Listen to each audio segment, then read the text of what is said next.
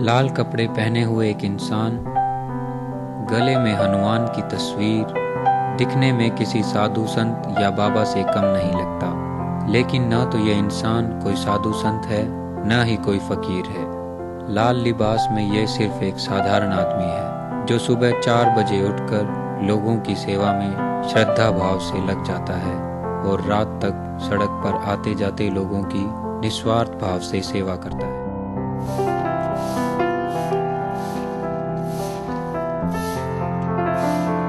भागदौड़ भरी जिंदगी में आज किसी के पास इतना समय नहीं है कि वो दूसरों की सेवा कर सके। कुछ लोग ऐसे भी हैं जिन्हें भगवान ने सिर्फ और सिर्फ दूसरों की सेवा के लिए धरती पर भेजा है। पूछने पर इस इंसान ने बताया कि हनुमान मेरा बेटा है और मैं हनुमान का बाप हूँ, भगवान राम। मुझे भगवान ने लोगों की सेवा करने के लिए भेजा है। मैं इसका बाप हूँ, बजरंगबली का भगवान राम। भगवान राम बजरंगबली का बाप हूँ। कहाँ से हो आप? मैं इस धरती का मालिक हूँ जी। जिसकी दुनिया में कभी मर्यादा पूरी नहीं हुई होगी, इसका दरवाजा दिन में एक बार देख लोगे ना, मर्यादा पूरी होंगी उसकी। कोई भी ऐसा अंतकाल नहीं है जो इसकी संकट को रोक सके। ये मानता हूँ, ये मुझे खाने के लिए रोटी तो पीने के लिए पानी देते हैं। जब तक ये मुझे खाने के लिए रोटी तो पीने के लिए पानी देंगे, तब तक मैं धरती पर रहूंगा। कुरुक्षेत्र, जिसे लोग धर्म नगरी के नाम से भी जानते हैं। कुरुक्षेत्र हरियाणा में एक पवित्र स्थल के रूप में दुनिया भर में जाना जाता है। कृष्ण द्वारा गीता का उपदेश और महाभारत का युद्ध दोनों ही कुरुक्षेत्र की भूमि को नसीब हुए, तभी कुरुक्षेत्र को धर्म क्षेत्र भी कहा जाता है। ऐसी नगरी में साधु संतों का डेरा मिलना और लोगों में सेवा की भावना का मिलना स्वाभाविक ही है। उनके साथ यहाँ कई ऐसी विलक्षण प्रतिमाएं भी मौजूद हैं जो किसी परिचय की मोहताज नहीं है। हर साल आयोजित होने वाला सूर्य ग्रहण मेला, जन्माष्टमी उत्सव और गीता जयंती उत्सव हरियाणवी संस्कृति का जीता जागता उदाहरण है, जिनमें पूरे भारत की भागीदारी होती है। ऐसी ही विविधताओं को समेट कर संजोए रखना खासियत है कुरुक्षेत्र की। सबसे अलग दिखने वाला यह व्यक्ति गुरुद्वारा चौक से लेकर अंबेडकर चौक और कुछ हिस्सा रेलवे रोड का बिल्कुल साफ रखता है। यहाँ पर यह व्यक्ति गंदगी नहीं देख सकता। सफाई को लेकर इस व्यक्ति के अंदर एक पागलपन सा है। जैसे ही कोई सड़क पर गंदगी फेंकता है तो ये इंसान तुरंत उस गंदगी को उठाकर अपने बोरे में डाल लेता है और दिन रात यहाँ झाड़ू लगाते हुए भगवान का नाम लेता है। अपनी भूख को शांत करने के लिए यह केवल गुरुद्वारे पर आश्रित रहता है। गुरुद्वारे से लंगर लेकर सड़क के किनारे बैठकर खाना और फिर से सफाई शुरू कर देना इसकी दिनचर्या में शामिल है। इसे गंदगी किसी भी सूरत में मंजूर नहीं। अपना पेट भरने के लिए किसी से कुछ नहीं मांगता, सिर्फ भगवान पर ही आश्रित रहता है। ये सेवा हो रहे थे रविदास मंदिर चौक तक, बड़ी सेवा करता है बेचारा। कोई इसको लालच नहीं, साधु धर्मात्मा रूप से सेवा करता है। बस ये खाने से ही मतलब है, इसको और कोई लालच नहीं इस साधु को। सफाई के दौरान अगर कोई राहगीर इसे खाने के लिए कुछ दे तो वह उसे सड़क के बीच में विभिन्न मुद्राओं में खाना पसंद करता है, परंतु खाने से पहले और खाने के बाद ये भगवान को याद करना नहीं भूलता। इसका भगवान को याद करने का तरीका और लोगों की सेवा करने का तरीका भी अलग है, जिससे सड़क पर आने जाने वाले राहगीरों की नजरें अनायास ही इस पर टिक जाती हैं। गुरुद्वारा चौक से अंबेडकर चौक तथा रेलवे रोड की सफाई इसकी दिनचर्या में शामिल है।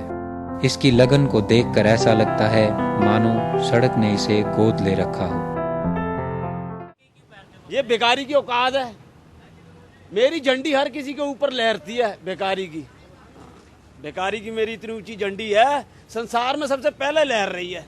हाँ, कहीं भी चले जाना संसार में, वहां भी चले जाना, मगर मेरी झंडी लहर। कहता है जिसकी बदौलत तेरे को भीख मांगनी भी पड़ रही है ना, इसके हाथ में तेरी झंडी पकड़ाएंगे सबसे ऊंची, इससे भी ऊंची करवा। देखो जी, वो तो फिर इंसान से भगवान ही क्या हुआ जो अपनी खुशियों को देख के थकावट मान जाए। वो बात ठीक है, हम आपकी बात मान रहे हैं, लेकिन आप क्या मैसेज देना चाहोगे? देखो जी, मैं तो यही कहना चाहता हूँ जी, मेरे को खाने के लिए रोटी दे दिया करो, पीने के लिए पानी दे दिया करो। आप अपनी बात करें ना। मेरी वैल्यू, मेरी औकात जो है मेरी पूरी कर दिया करो जी, है कि नहीं? बाकी तो आपकी जो श्रद्धा है वो तो बाई एयर चल रही है जी, है कि नहीं? उसमें हमारा हक थे अधिकार तो कोई नहीं है, मगर वो कहता देखो जी हम भी इसके बारे में कोई नहीं है, हम इनके बारे में नहीं, हमारा इनसे देखो जी हम इससे कोई ताल्लुका नहीं, जब हम ही इनके भिखारी बैठे हैं इस काम। अगर कोई जोर जमाएगा तो सीधा नर्क लोग में जाएगा। इस दुनिया में जो भी अगर किसी पे जोर जमाएगा या जमाना चाहेगा तो नर्क लोग में जाएगा, उसका भी पहलू मैं ही हूँ।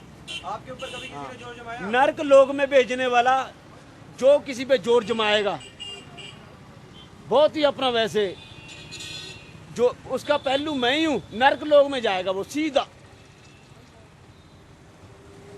किसी पे भी किसी को हुकूमत हद पे इतना जोर जमाने का नहीं है जितना ये हद से आगे गुजरे, तो उसकी एक ही सजा है, उसको नर्क लोग। हक से ज्यादा कोई भी किसी पे जोर जमाएगा ना, उसकी एक ही सजा है, वो भी हम देंगे, नर्क लोग भेज देंगे उसको सीधा। नर्क लोग एक ही शराब चलता, वो भी मैं ही हूं भिखारी। किसी की आत्मा को, किसी को कोई कष्ट पहचाने वाला, अपने आप पे बलबारी दिखाने वाला, किसी पे कोई जुल्म करेगा तो वो सीधा नर्क लोग में जाएगा। भिखारी तो वो होता है ना जो मांग के खाते हैं, आप तो मांग के नहीं खाते आप। आप मुझे ये दान मत देते तो मैं मांगता, आज नहीं तो कल कभी किसी वक्त में मांगता। मैं भिखारी हूं, मैंने तो मांगना ही है। जो कोई किसी की तारीफ भी नहीं करेगा इतनी मेहनत करने के बाद, तो उसका भी डंडा, उसको तो ना डंडा ही। हाँ, नर्क लोग में जो भी कोई जाता, मैं भिखारी बोलता हूँ तब नर्क लोग में जाता। मैं नर्क लोग का जिम्मेवार हूँ जी। एक इसके दरवाजे की मेरी जिम्मेवारी है, एक नर्क लोग की जिम्मेवारी है मेरी। किसी को भी माफ नहीं करा जाए, जो भी कोई जुल्म करता, किसी पे अत्याचार करता, नर्क लोग में ले जाओ उसे। जो भी है, जिस तरह आज मेरा दुनिया में कोई नहीं है, आज इस वक्त धरती पर मेरा कोई नहीं है, देख लो, फिर भी मैं जिंदगी भोग रहा हूँ। मगर क्यों? मैं भला चाहता हूँ सबका, मैं भला चाहता हूँ सबका, खुशियां चाहता हूँ। हे भगवान, इनके जितने कष्ट मेरे ऊपर दे दे। बजरंग बली को अपना बेटा कहने वाला यह इंसान सफाई करते समय अपना ध्यान सिर्फ सफाई पर ही रखता है। सफाई करते समय न तो ये किसी से कुछ बोलता है और न ही खाने के लिए हाथ फैलाता है। गुरुद्वारे के इर्द गिर्द रहने वाले स्थानीय निवासियों का कहना है कि वो इसे लगभग पिछले 4 सालों से जानते हैं। उनका कहना है कि अब इसने सफाई को ही अपना धर्म कर्म बना लिया है। यह हर रात गुरुद्वारे के सामने ही सोता है और सुबह 4 बजे गुरुद्वारे से ही चाय पीकर अपने सफाई के कार्यों में जुट जाता है। पिछले 3 साल से यहाँ पे इसी तरह सेवा कर रहे हैं और निस्वार्थ सेवा कर रहे हैं। कोई किसी से मांगते नहीं है कुछ भी, नथिंग। किसी भी वे से इनको कभी भी इन्होंने किसी से कुछ नहीं मांगा। अगर इनका बिस्तर वगैरह भी उड़ जाता है तो कभी भी इन्होंने किसी से ये नहीं कहा कि मुझे बिस्तर चाहिए। अदरवाइज इनसे अगर क्वेश्चन किया जाए आप ध्यान क्यों नहीं रखते, तो यही जवाब देते हैं कि अगर जिसको जरूरत थी वो ले गया। तो इससे आप खुद ही अंदाज़ा लगा लीजिए कि निस्वार्थ कितना इंसान होगा। इसके ऊपर भी बात अक्सर इतना ज़्यादा बोलते नहीं हैं, कभी कभार अगर मूड में हो तो बोल लेते हैं। और ये खाना वगैरह कहाँ पर खाते हैं? खाना गुरुद्वारे से खाते हैं। 4 साल पहले जब यह इंसान आया था तो सर्वप्रथम गुरुद्वारे के सामने झुककर प्रार्थना की और पहली बार झाड़ू गुरुद्वारे से लेकर रविदास मंदिर तक लगाई। इसके बाद रविदास मंदिर से लेकर अंबेडकर चौक तक अपना सफाई अभियान जारी रखा। उसके बाद से सफाई को इसने अपनी दिनचर्या बना लिया और अब यह एक तपस्वी की तरह अपनी सेवा साधना में लीन है और अब अपनी अंतिम सांस तक इस सेवा भावना का निर्वहन करता रहेगा।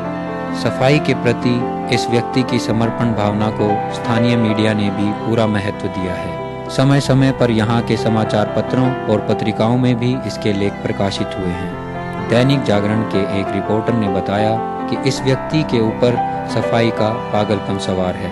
यह एक जुनूनी इंसान है। उनका कहना है कि ये अजीब सी वेशभूषा वाला व्यक्ति लोगों के लिए प्रेरणा का स्रोत है। यह समाज को सफाई और स्वतंत्रता का भी संदेश दे रहा है और बिना किसी स्वार्थ के हजारों लोगों की सेवा करता है। वो एक जुनूनी इंसान है और उससे साफ़ सफाई की धुन पागलपन की हद तक सवार है।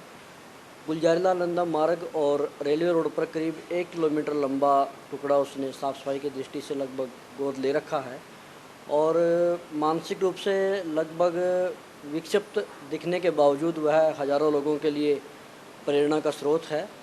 यूँ तो समाज में बहुत से लोग कूड़ा बीनते हैं, लेकिन वो सब अपनी रोजी रोटी के लिए यह काम करते हैं।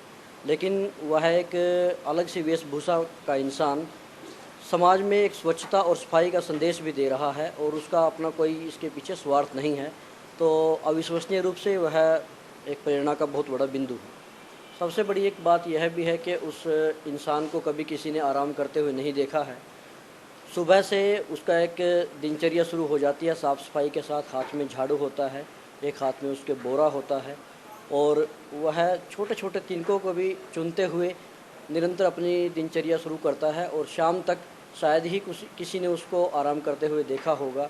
और भोजन के लिए भी कोई उसकी ज़्यादा कोई चाह नहीं रहती है। आते जाते हुए या गुरुद्वारे में कहीं से उसको जो भोजन मिल जाता है, उसी से वह अपना गुजारा करता है। कहते हैं इस दुनिया में सबसे बड़ा पुण्य दूसरों की सेवा करना है, और जो भगवान की इस परीक्षा में पास होते हैं उन्हें मोक्ष की प्राप्ति होती है। शायद इस इंसान को भी मोक्ष की प्राप्ति हो चुकी है, लेकिन कब तक इसकी तपस्या जारी रहेगी ये तो आने वाला समय ही बता पाएगा।